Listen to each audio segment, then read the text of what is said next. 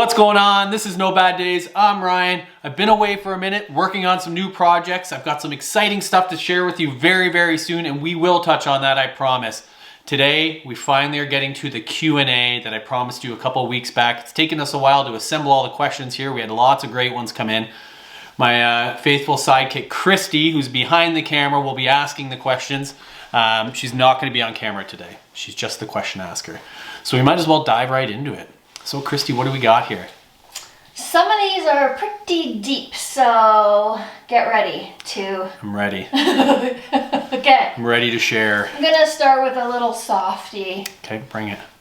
What's your life's calling? My life's softie. What is my life's calling? I think right now, at this point in time in my life, I think it's to help others, and it's to help others find what they're looking for, like others helped me find what I was looking for.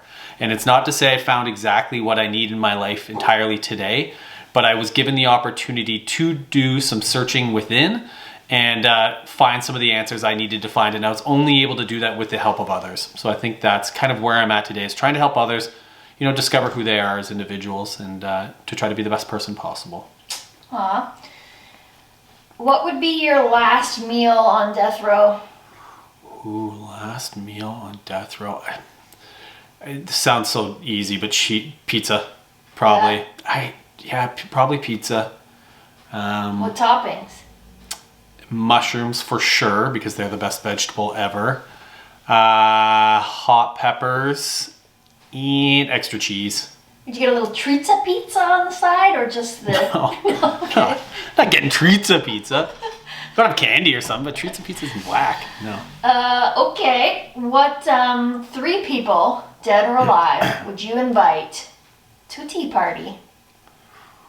Ooh.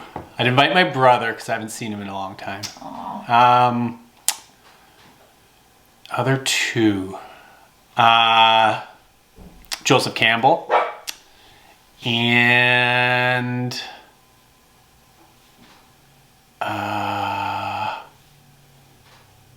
maybe Malcolm X. Oh, interesting. That's a mix there. I'm busy. I'd want it to be eclectic. Yeah, that sounds like a good conversation. Yeah, so.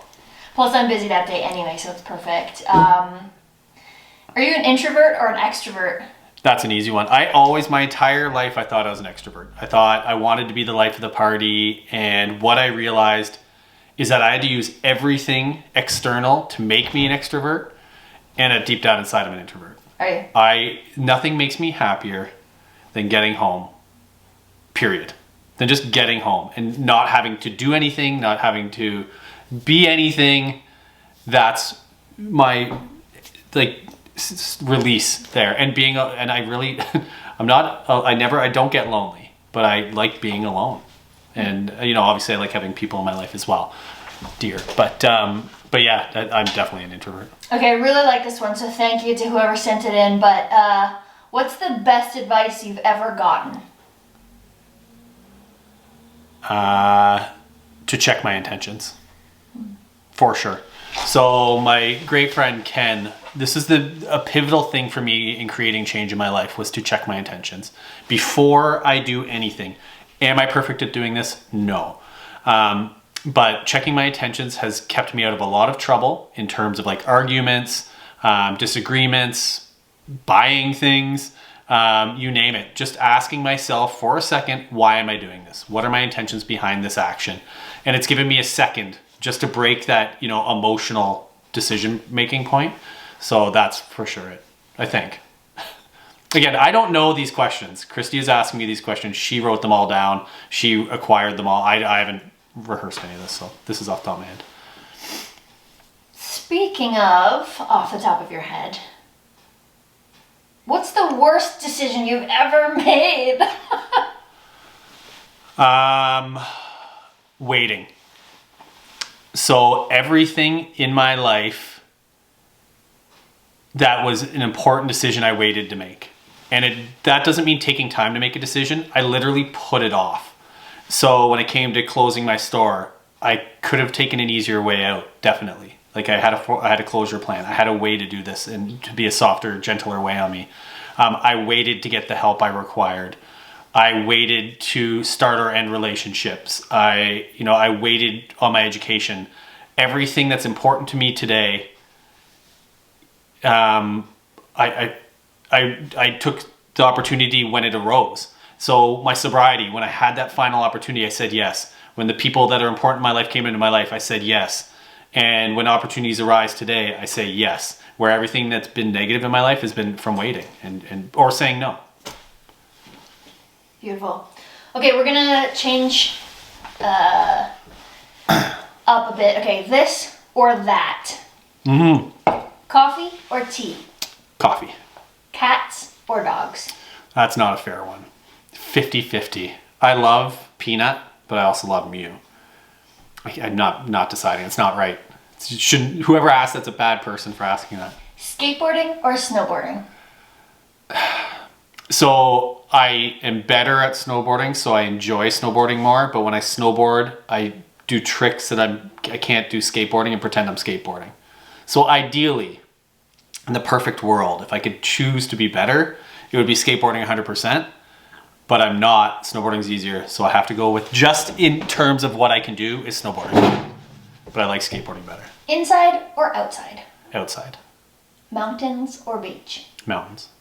Shower or bath? Shower. Chips or chocolate? Chips. Text or phone? Text. If anybody ever leaves me a message via phone, it better be the world's most important message. I know you called. I see that you called. Send me a text. That's a pet peeve. Message leavers. Music or podcasts? Music. Okay. This next set of questions is about drinking. Pop? What caused your alcoholism? What caused my alcoholism? So there could be lots of different things that caused my alcoholism. It could have been geographical, could have been genealogical, it could have been lots of different things. Or it could have been, ultimately at the end of the day, it doesn't matter. I've been lucky enough in my journey of recovery to not search for that answer of what caused it. Today, I am an alcoholic, I can't drink. What can I do to make my life better and not use alcohol or drugs? So for me, I don't know. I've had a lot of different things occur in my life, it could be anything, but at the end of the day, I've never really looked for that answer. I feel personally, if I'm looking for that answer, I'm looking for a way to fix that problem. Therefore, I can go back out and use or drink. To me, it doesn't matter.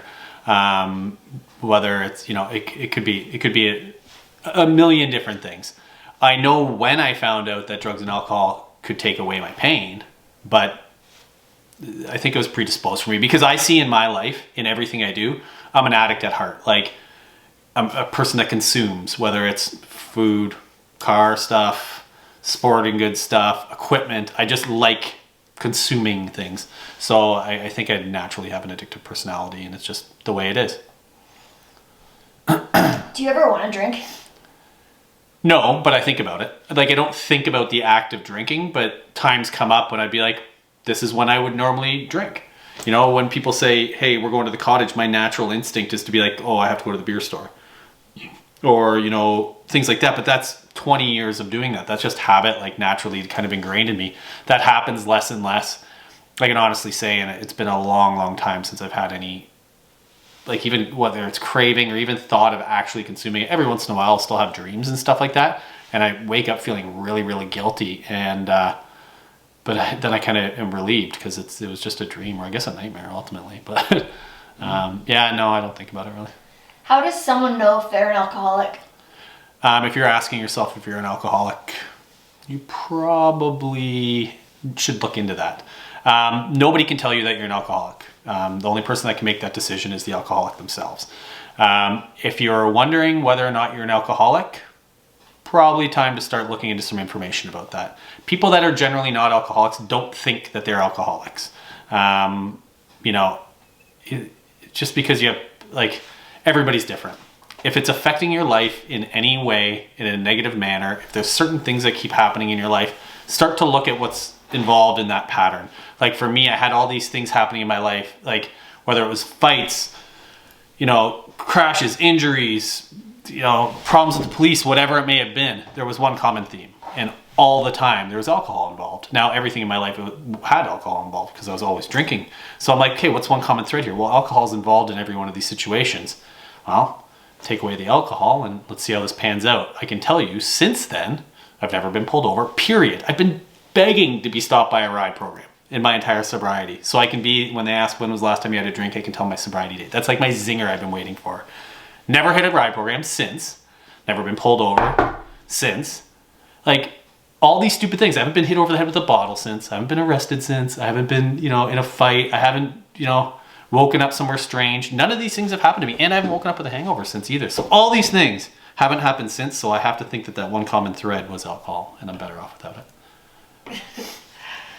I don't know if you can answer this question, but I put it on the list. And I think more than one person wants to know. What's AA like? That's a tricky one. So for me, going into treatment at a treatment facility that was 12-step based, whether it was AA, NA, I was really resistant to it. As a person who had been let down by religion and spirituality and things like that, and didn't believe that there was anything more important in the world than me, it was hard for me to latch on to an idea that there's something bigger than me out there, whether it's God, nature, universe, whatever it may be, other people.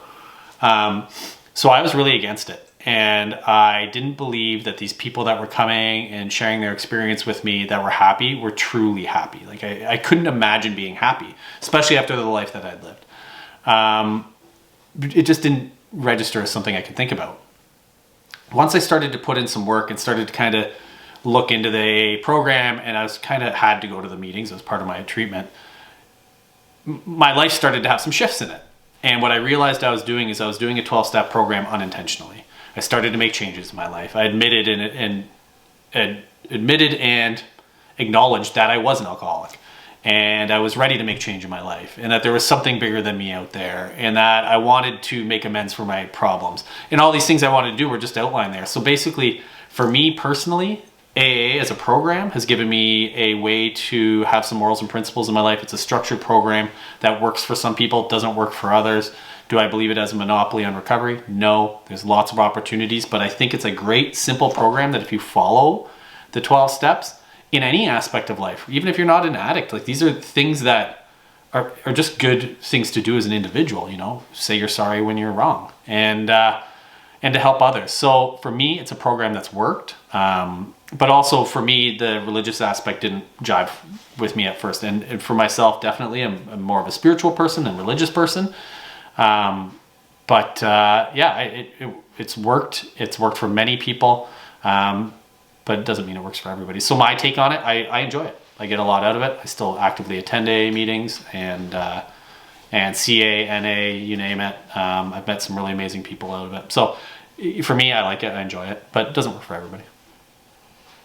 But I should add, I don't think it would have worked for me had I not gone to treatment. I was much further gone than going to a couple meetings.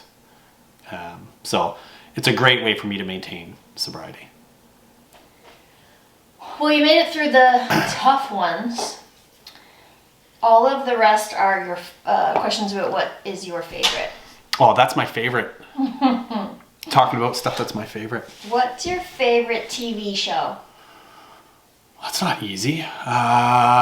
Brooklyn Nine-Nine. What's your favorite YouTube channel? That's a tough one too. There's so many good ones. Jeez. I can't think of one off the top of my head. I'd say today we'll say Daily Driven Exotics. That's a good one because it's Canadian guys racing around in cars. But there's so many that I enjoy. I just can't think of one off the top of my head. What's your favorite place to go on a date? Going outside, going to the park with the dog. Basically, dates with the dog are really fun, or going away. I like going away too. I like staying in hotels, nice hotels. What's your favorite snack? Chips or cheese and crackers. Cheese and crackers. If I could consume cheese and crackers, well, I would do that over chips, but it's just not. I can't eat cheese and crackers all day, every day. I would. What's your favorite memory? Favorite memory. Well, I don't know. One that really sticks out to me is just being able to spend time with my parents again, because my relationship with them had wavered so much over the years just due to my issues. So being able to share moments with them, so being able to celebrate things with my family, being able to see my Nana before she passed is something that stands out with me, and that sounds weird to say favorite, but it's something that really stands out to me. Being able to celebrate anniversaries with you, birthdays, things like that. Like being able to have moments again and be able to experience them and be present. So there's so many, I couldn't pick one, but. What's your favorite animal? Wolf. A wolf. Okay. Yeah. This is it. What's your favorite thing about yourself?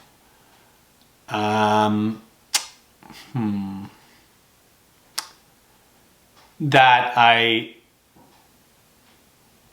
can accept my flaws.